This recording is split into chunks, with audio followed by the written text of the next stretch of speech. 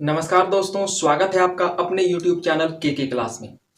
यह वीडियो बहुत ही इंटरेस्टिंग होने वाला है क्योंकि इस वीडियो में हम लोग सीखेंगे रैखिक बहुपद किसे कहते हैं।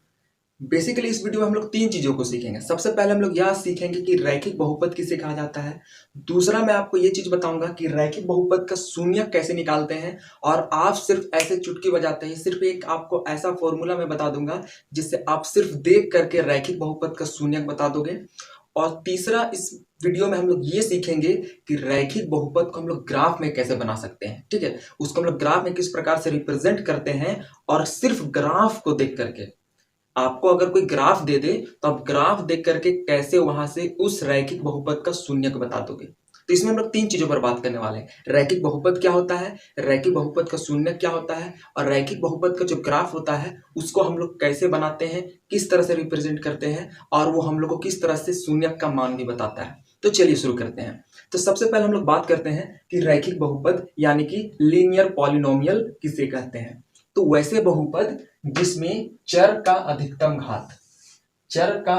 घात एक होता है। ठीक है, चर का अधिकतम घात एक होता है, यानी कि यहाँ पर जो चर का पावर होगा, वेरिएबल का जो पावर होगा वो 1 होगा। ठीक है, जैसे यहाँ पर मैंने एग्जांपल लिखा है x+4, तो यहाँ पर चर क्या है, x है, तो यहाँ पर x का पावर कुछ नहीं दिया हुआ है, मतलब x का पावर 1। यहाँ पर है 6y-6। ठीक है, ये भी क्या है, रैखिक बहुपद है। क्यों? क्योंकि यहाँ पर चर का जो घात है वो 1 है। यहाँ पर लिखा हुआ है सिर्फ 7x, तो यहाँ पर आपको पद नहीं देखना है। जैसे यहाँ पर 1 2 पद हो गया, यहाँ पर 2 पद हो गया, यहाँ पर सिर्फ एक पद है। ठीक है, जिसको हमने प्रीवियस वीडियो में बहुत ही अच्छे से तरीके से क्लियर किया हुआ है। तो यहाँ पर x का घात क्या है, 1 है, यहाँ पर भी x का घात 1 है। यहाँ पर लिखा हुआ -9t+4, तो t का पावर 1 होगा, t का घात 1 होगा। यहाँ पर ध्यान दीजिएगा, मैंने जितने भी एग्जाम्पल्स लिए हैं सारे एक चर वाले, ठीक है, एक चर वाले रैखिक बहुपद है। क्यों एक चर वाले मैं यहाँ पर बोल रहा हूँ, क्योंकि यहाँ पर x है चर, यहाँ पर y है, यहाँ पर x है, यहाँ पर t है। ठीक है,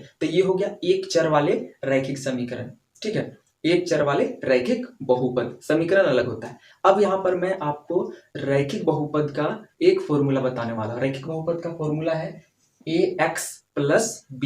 ये एक चर वाले रैखिक बहुपद का फॉर्मूला है। क्यों? क्योंकि यहाँ पर मैंने लिखा है x+4। ठीक है, यहाँ पर मैंने लिख दिया x+4, तो यहाँ पर a का जो मान है वो 1 हो जाएगा, x के स्थान पर x लिखा हुआ, प्लस का प्लस, और b के स्थान पर हो गया 4। तो इस तरीके से हम लोग क्या कर सकते हैं, रैखिक बहुपद का कोई भी हम लोग वैल्यू उठा करके इस फॉर्मूला से कंपेयर कर सकते हैं। जैसे यहाँ पर लिखा हुआ है 6y-6, तो यहाँ पर a के स्थान पर 6 है, x का स्थान पर y है, क्योंकि यहाँ पर क्या हो रहा है कि एक चर वाला बोला गया है, तो यहाँ पर चर के स्थान पर y लिया गया है, और प्लस b लिखा हुआ है, तो यहाँ पर प्लस ऐसे b लिख सकते हैं। इसको ब्रैकेट में यहाँ पर हम यहाँ पर लिख सकते हैं, और ये प्लस माइनस माइनस हो जाएगा। मतलब सारा बातें हमको इस ओर इशारा करती है कि ये हमारा एक जनरल फॉर्मूला है। ठीक है, ये एक जनरल फॉर्मूला है आपका एक चर वाले रैखिक बहुपद का, ax+b। यहाँ पर a और b कोई कांस्टेंट नंबर, अगर 7x हम लोग लिखें तो 7x+0 लिख सकते हैं। यहाँ पर a = 7, b = 0, और x का स्थान पर x है। तो ये आपका हो गया व्यापक रूप, यानी कि जनरल फॉर्मूला किसके लिए, तो रैखिक बहुपद यानी कि लीनियर पॉलिनोमियल के लिए। अब हम लोग बात करते हैं कि रैखिक बहुपद का शून्य कैसे निकाला जाता है। ठीक है, बहुत इंपॉर्टेंट है, एक बार आप इसे देख लीजिए कि रैखिक बहुपद का शून्य कैसे निकाला जाता है। उसके बाद मैं आपको एक ऐसा फॉर्मूला से अवगत करवाऊंगा कि आपको सिर्फ वो बहुपद देखते ही रैखिक बहुपद का शून्य पता चल जाएगा। तो सबसे पहले हम लोग बेसिकली सीख लेते हैं कि रैखिक बहुपद अगर हमारे पास आ जाता है तो उसका हम लोग शून्य कैसे निकाल सकते हैं। तो जैसे आपके सामने ये दो एग्जाम्पल्स लिए हुए हैं। ठीक है, एक एग्जाम्पल हम लोग देखते हैं px = 4x+8। इसके प्रीवियस वीडियो में मैंने बताया था px का मतलब होता है पॉलिनोमियल इन x, मतलब यहाँ पर जो बहुपद लिखा हुआ है उसमें चर क्या होगा, x होगा। ठीक है, अगर py, जैसे ये क्वेश्चन है तो इसके लिए हम लोग लिखेंगे py = 6y-6। अब यहाँ पर ध्यान दीजिएगा। ठीक है, यहाँ पर लिखा हुआ है px = 4x+8। अगर आपको शून्यक निकालना, पहले मैं आप शून्यक वाला वैल्यू ही पुट कर दिया। जैसे यहाँ पर मैंने लिखा है x = -2, तो ये px हो जाएगा, x का स्थान पर हो जाएगा p-2। ठीक है, x = -2 रखे तो ये हो गया p-2। अगर x = हम लोग रखते 3 तो ये हो जाता p3। तो एक जनरल सा बात है, आगे हम लोग फॉरवर्ड होते हैं। तो यहाँ पर 4x + 8 ये दिया हुआ है आपका रैखिक बहुपद। ठीक है, अब यहाँ पर हमने क्या किया, 4 × -2 लिख दिया, क्योंकि x के स्थान पर हमने क्या पुट करना है, हमें -2 पुट करना है। तो यहाँ हमने लिख लिया 4 × -2 + 8। अब यहाँ पर हो जाएगा 4 × 2 मतलब -8 + 8, ये कैंसिल हो जाएगा और हो गया 0। ठीक है, अब यहाँ पर देखिए, अतः x = -2 बहुपद px का एक शून्यक है। शून्यक के लिए एक लाइन है। ठीक है, वो लाइन ध्यान से सुनिएगा, x का वह मान या फिर चर का वह मान जो px को शून्य कर दे। चर का वह मान जो px को शून्य कर दे, उस मान को हम लोग कहते हैं बहुपद का शून्यक। तो इस लाइन के हिसाब से x = -2 बहुपद px का एक शून्यक है। एक और एग्जांपल लेते हैं जिससे आप बहुत अच्छे तरीके से इसको सीख जाओगे। जैसे यहाँ पर लिखा हुआ है px = -2x + 9। ठीक है, तो यहाँ पर मैंने x बराबर 9/2 रख लिया है। आप सोच रहे हो कि ये मान कहाँ से आया, ये मान कहाँ से आया उसको भी मैं बताने वाला हूँ। पहले ये समझ लीजिए कि मैंने क्या किया, रफ वर्क किया और मुझे पता चला कि x = 9/2 रखते हैं तो हमको क्या मिलता है। तो यहाँ पर देखते हैं, तो यहाँ पर x की जगह पर 9/2 रख दिए तो px हो जाएगा p 9/2। तो यहाँ पर हमने -2 और x के स्थान पर हमने रख दिया है 9/2। तो ये 2 और ये 2 कैंसिल, -9 + 9 ये कैंसिल हो गया, आंसर आ गया 0। मतलब px का वैल्यू क्या आ गया, 0। तो यहाँ पर हमने लिख दिया ये जो x = 9/2 है, ये बहुपद px का क्या है, एक शून्यक है। ठीक है, एक शून्यक है। तो शून्यक के लिए वही वाला लाइन मैं दोहरा देता हूँ, x का वह मान जो px को 0 कर दे, तो यह मान को हम लोग बोलेंगे शून्यक। ठीक है, अब ये निकाला कैसे जाता है, जैसे ये तो मैंने क्या किया था, रैंडमली मान पुट करते गया था, हमको इस टाइप का फॉर्मूला मिल गया, इस टाइप का मान मिल गया जिससे ये 0 आ गया। अब मैं आपको बताता हूँ कि ये मान निकाला कैसे जाता है। तो यहाँ पर देखिए, अंत में क्या हो रहा है, जब हम लोग का बहुपद 0 हो जा रहा है, ठीक है, कोई मान रख रहे हैं और बहुपद क्या हो जा रहा है, 0 हो जा रहा है। अब हम लोग इसका रिवर्स करेंगे, मतलब पहले जो हम लोग को क्वेश्चन दिया हुआ है हम लोग उसी को 0 पुट कर देंगे।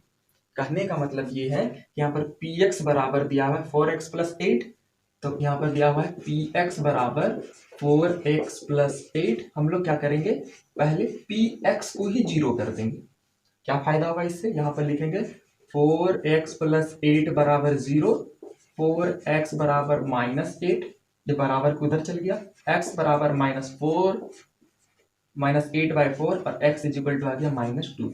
मतलब अगर हम लोग दिए हुए बहुपद या फिर दिए हुए रैखिक बहुपद को 0 के बराबर कर देते हैं, 0 के बराबर कर देते हैं, तो हमको x का वह मान मिलता है जो बहुपद का शून्यक होता है। फिर से, अगर हमको कोई क्वेश्चन दिया हुआ है, अगर हमको कोई रैखिक बहुपद दिया हुआ है, जैसे कि px = -2x + 9, और अगर उस बहुपद या रैखिक बहुपद को हम लोग 0 पुट कर दें, तो हमको x का एक मान मिलेगा, और वह मान और कुछ नहीं, बहुपद का एक शून्यक होगा। ठीक है, यहाँ पर 9/2 ये कट गया, तो x बराबर आ गया 9/2, तो ये हो गया आपका बहुपद का एक शून्यक। ठीक है, तो यहाँ पर आपको एक और लाइन याद रखना है कि अगर हम कोई भी बहुपद को 0 के बराबर पुट कर देते हैं तो हमको x का मान मिलता है और वह उस बहुपद का शून्यक होता है। ठीक है, तो दो तरीका है, एक आप रेंडमली ऐसे पुट करते रहिए, जैसे ये क्वेश्चन मिला था, तो ये क्वेश्चन में तो मैं पहले 1 2 3 4 बहुत सारा मान पुट करता, ठीक है, तो हमको क्या मिल जाता, 0 मिल जाता। या मेरे पास दूसरा तरीका है कि इसी को मैं क्या करूंगा, 0 के बराबर कर दूंगा, जिससे हमको क्या मिल जाएगा, x का एक मान मिल जाएगा और वो बहुपद का शून्यक होगा। अब एक लाइन याद रखिएगा, रैखिक बहुपद का, ठीक है, रैखिक बहुपद का सिर्फ एक ही शून्यक होता है, एक ही शून्यक होता है।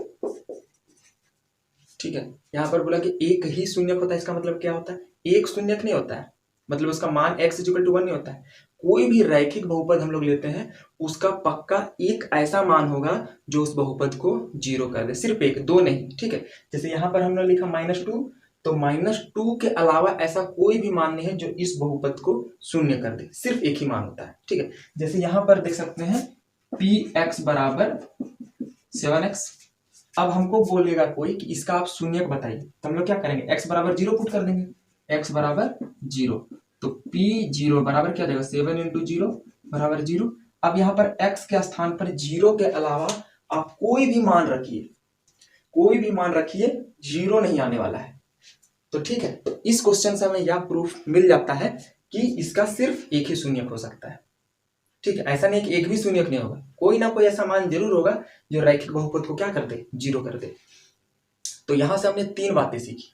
सबसे पहली बात कि रैखिक बहुपद का शून्यक अगर हमको निकालना है तो हम लोग खुद से ही रैंडम ऐसा एक कोई वैल्यू रख सकते हैं जिससे px 0 हो जाए, तो उसको हम लोग रैखिक बहुपद का शून्यक कहेंगे।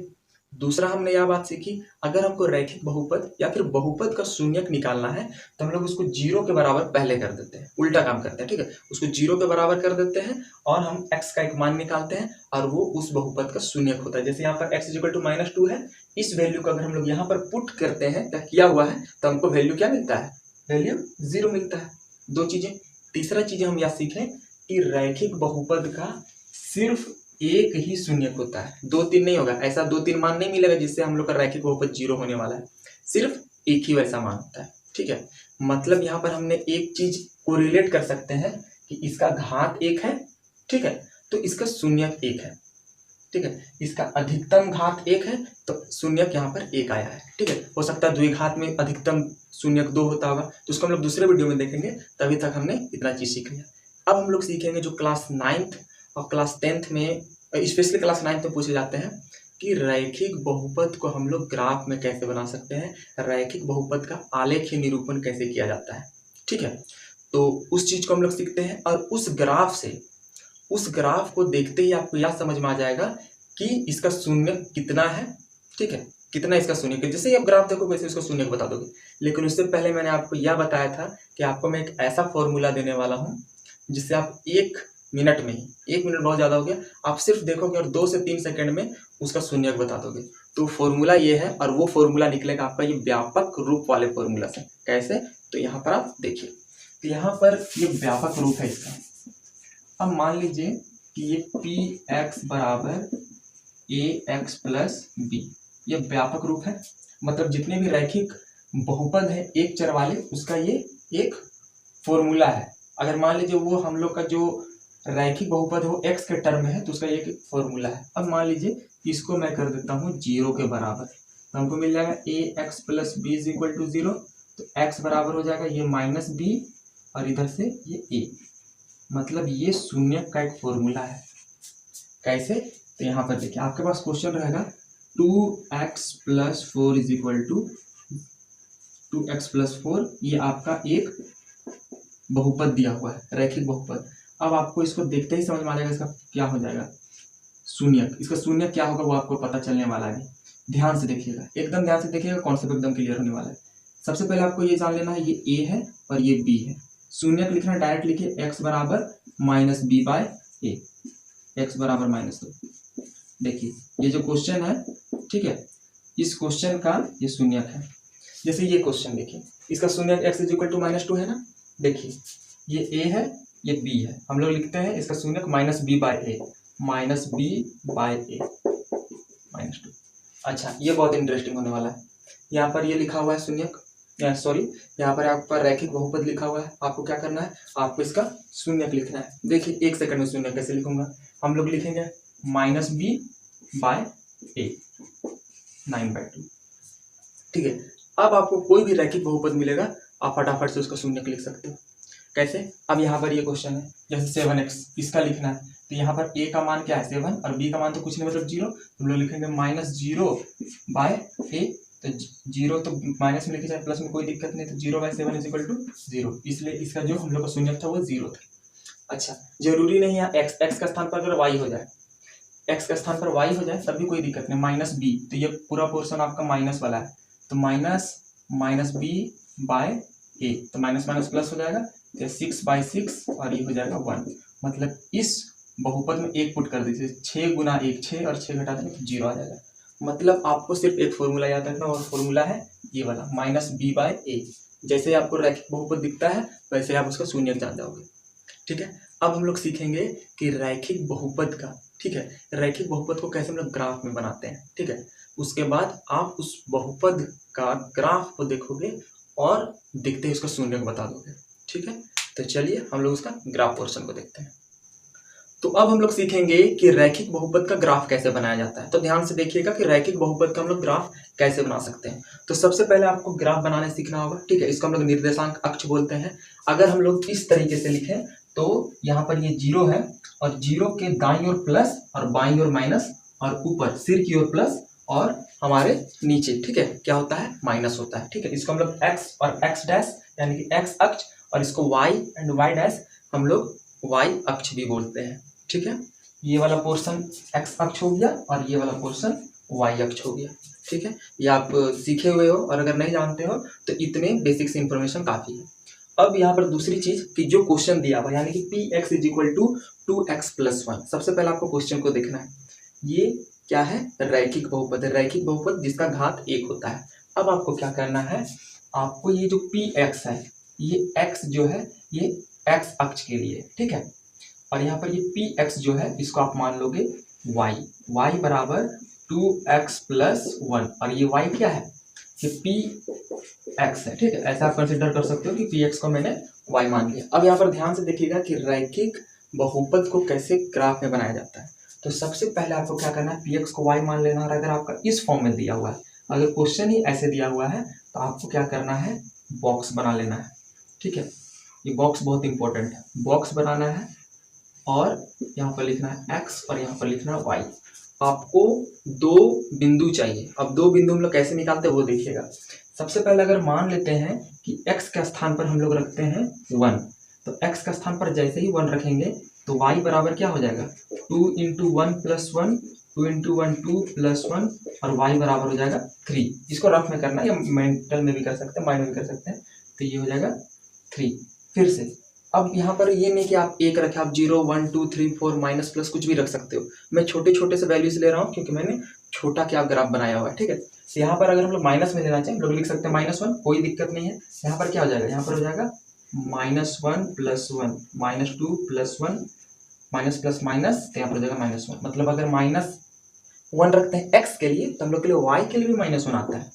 तो ये वैल्यू निकालना है। कैसे करना है, x का वैल्यू लिखेंगे y का मान मिलेगा, x का वैल्यू रखेंगे y का मान मिलेगा। जरूरी नहीं x का ही मान रखें, आप चाहो तो y का मान रख सकते हो। y 1 रखोगे उसको बस क्रॉस मल्टीप्लाई करके करना है। ध्यान रहे आपको 2 बिंदु मिलने वाला है। कैसे, तो इसको हम लोग 2 बिंदु बोलते हैं। ये पहला बिंदु हो गया x के लिए 1 और y के लिए 3 और दूसरा बिंदु हो गया -1 और -1। अब इस 2 बिंदु को आपको 2 ही बिंदु निकालना, मिनिमम 2 बिंदु निकाल सकते हैं, ठीक है। अब इन 2 बिंदुओं को हम लोग यहाँ पर बनाएंगे।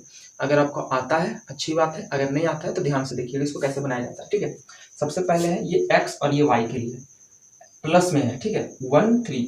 तो x = ये x के लिए x = 1, ठीक है, और y = 3 है। तो ये 1 ऐसे ऐसे जा रहा है और ये 3, ठीक है। ये बिंदु आपका हो गया 1,3। इजी है, ठीक है, समझ में आया, ठीक। नहीं तो हम लोग दूसरे बिंदु से भी सीख जाएंगे। यहाँ पर लिखना है -1 और -1, x भी माइनस में है और y भी माइनस में। यहाँ पर देखिए ये x भी माइनस में, y भी माइनस में, 1 1। तो यहाँ पर होगा ये 1 और ये 1। यहाँ पर ये थोड़ा सा रफ टाइप का हो सकता है, तो इसी से हम लोग सीखने का कोशिश करेंगे। 2 बिंदु हो गया, ठीक है।